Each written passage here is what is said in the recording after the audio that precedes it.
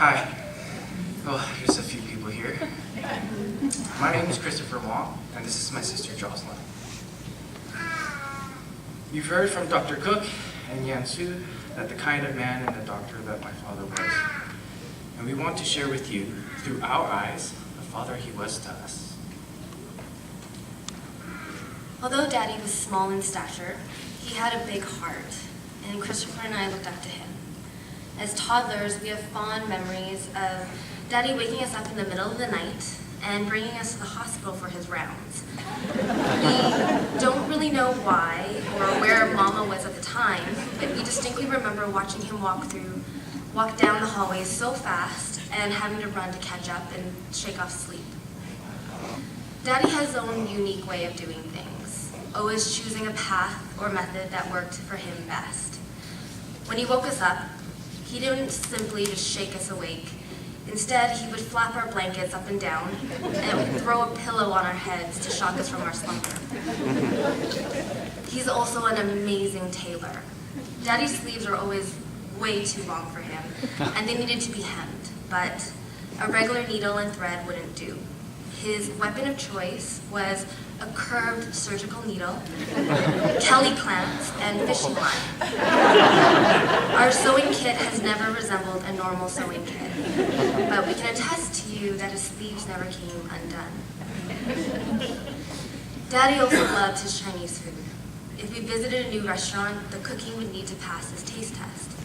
He would order the same 3 dishes: Shanghai noodles, chow mein, and wonton soup. If he liked their cooking, he would simply smile and say, pass, and help himself to another bowl. Canton Restaurant in Fort McMurray and Double Greeting in Edmonton were his favorites for a very long time, even to this day. He also took pride in cooking food for others, perfecting recipes to get it just right.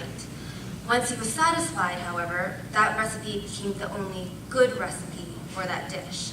Nothing else could compare. His infamous spaghetti, bihun, and curry dishes will truly be missed. He loved books and music. We were told when Daddy was very young, he had almost a photographic memory.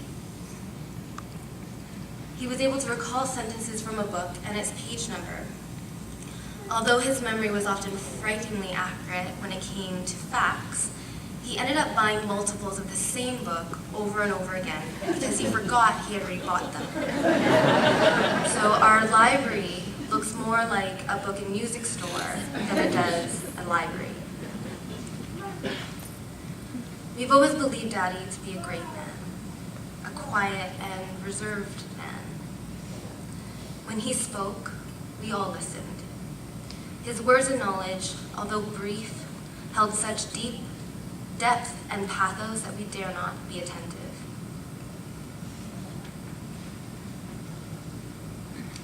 There is a lot I didn't feel like I knew until recently.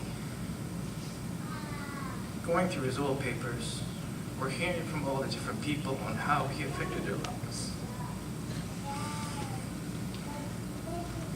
It's unfortunate that I am learning all the things the way that I am with his passing. But I feel fortunate to even know and listen to some of these stories. Regardless of what has happened, it has helped me understand my father even more, and instilled in me an even stronger and true sense of the type of man that he was. He was edified by so many people, and that fact alone makes me so proud. It makes me want to be more like him. To honor his memory is to continue what he has done. There are many things that my brother and I have learned from Dad. We want to share with you 3 of these lessons that we hold dear. Be curious. Daddy always encouraged and entertained our whys. Our conversations quickly turned into question and answer periods with a why after every statement. Daddy instilled a sense of curiosity and wonderment in us that led us to the careers that we have today. Both our occupations require us to constantly dig for more information, to continually ask the question why, to discover a hidden meaning, cause, or motivation. Dad had a ferocious appetite for knowledge.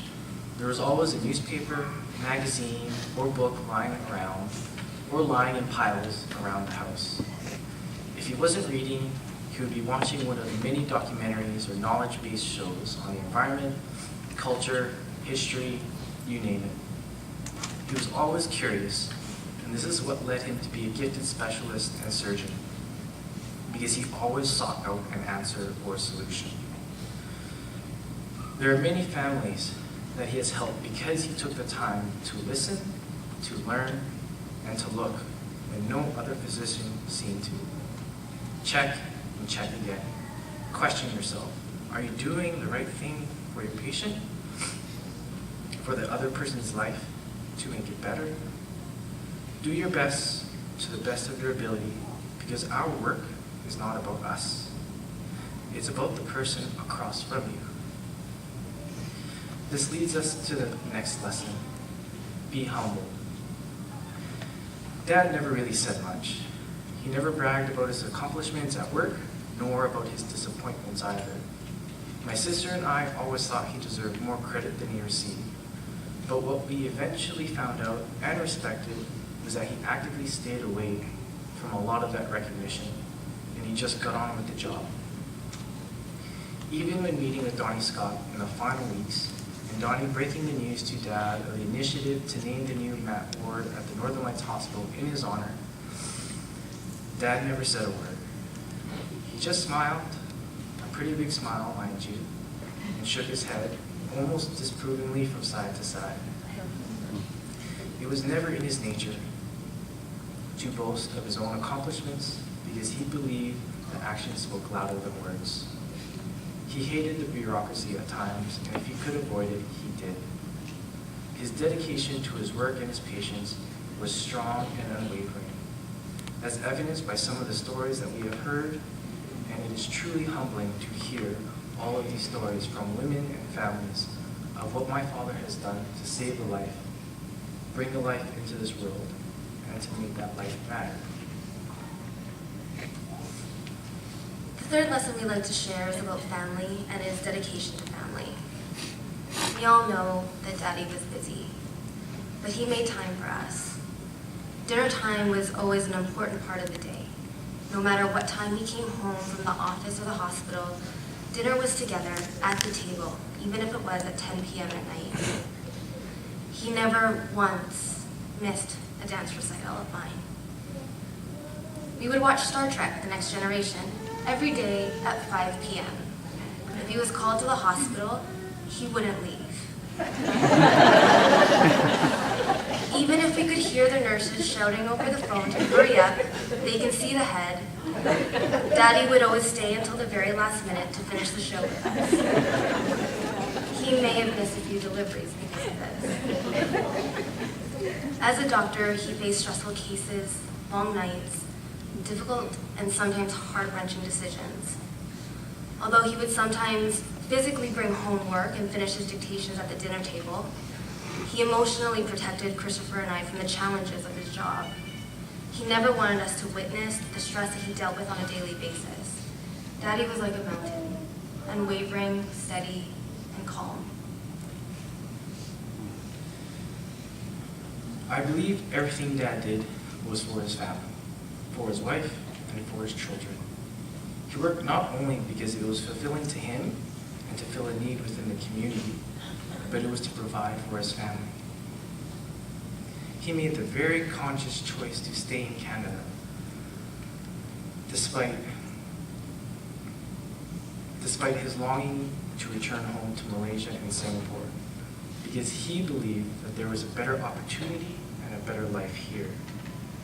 He wanted to give us the best chance to succeed in this world, and not by telling us what to do, but by supporting us despite whatever decision we make, and to explore the world for ourselves, to make our own mistakes and to learn from them. He instilled in us a very strong sense of filial piety, which is a Confucian principle to hold the utmost respect for our elders and ancestors, and thus family. But family isn't just us, the immediate family. Daddy's love and loyalty extended to the Chinese society and the hospital staff. Daddy's longing for home, Malaysia and Singapore, drove his interest in this society. He wanted Christopher and I to learn about our heritage, to feel proud of who we are. He wanted a large cultural family, to talk about his country's history, its people, its food. Only when I moved to Singapore did I truly appreciate what my parents did for us kids when we were younger. The countless Sundays spent in Chinese school, trying to learn Mandarin, learning and practicing the cultural activities during Heritage Days and Chinese New Year, and the most memorable were the family trips back to Malaysia and Singapore. Food and family were always paramount during those trips, and I'm so glad to have been able to meet, I think, the majority of the extended family on both my mother and father's sides. I came to appreciate the culture and the food that Dad missed so dearly. It was one of the few times when Dad and Mom visited Singapore during my stay there that I could see how content and happy he was. To just explore the hawker centers or pasar malams, the night markets, looking for the food from his childhood. My appreciation for good food probably originates from him, and I feel fortunate to have been able to bring my parents to some of the hawkers and the restaurants that I found, and to have Dad actually approve and eat till he was full was a very big compliment. The sense of culture and values that he instilled within my sister and I are truly a blend of both Western and Eastern philosophies. And I've learned that there is always another story, another viewpoint. It's not about you. It's about the person sitting across from you, beside you, or behind you. Christopher and I are unfamiliar with Daddy's hospital family, but I know he created a sense of belonging and learning there as well. He trusted his nurses wholeheartedly. I know he would sometimes scold you the way that he would scold us, with love. Our father lived his life grounded in family, never-ending curiosity, silent confidence, and humbleness.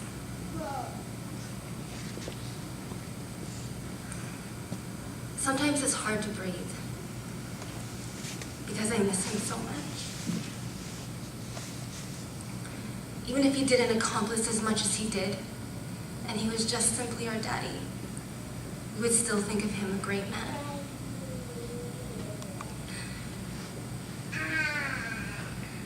I have never felt a broken heart quite like this.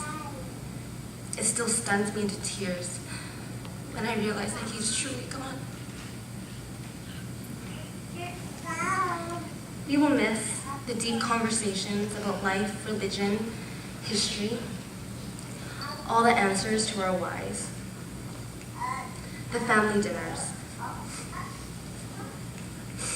We will miss his skepticism, calm nature, how he would scrunch up his face and shake his head. We'll miss his smile, his laugh, his way of saying, "Can you imagine?" Or, "No, it's like this." We will miss how he wore his pants up to his chest, his clogs, the way he would hold his glasses, and how they would slide down his nose. In the last few days before Daddy's passing, he simply said to us, "Don't worry, Jocelyn. I'm okay." It's okay, Christopher.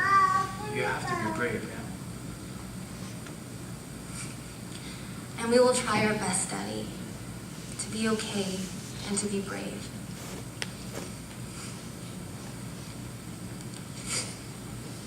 Our mom wanted us to share this poem with you. We watched you suffer, we watched you sigh, but all we could do was just stand by. When the time came, we suffered too, for you never deserved what you went through. God took your hand and we had to part. He eased your pain, but broke our hearts. If you could have spoken before you died, this life for me has truly passed. I have loved you all till the very last. Weep not for me, but courage take, and love one another, for my sake. We want to thank everyone who came out today to celebrate Daddy's life with us. We want to extend our sincere gratitude to the Sawridge Hotel for their hospitality during this time. Your generosity has not gone unnoticed. This place has always held a special meaning for Daddy. There have been many a Chinese New Year here, and we always knew where to find him when he went missing. I hope there will be many more to come. To hold this celebration here seems like an appropriate closing to his life. We'd also like to thank Donnie Scott and Dr. Don Cook for their friendship during this time. Our deepest gratitude to the Chinese Society for their kind support and for carrying Daddy's wishes forward to build a strong, proud Chinese community here in Fort McMurray.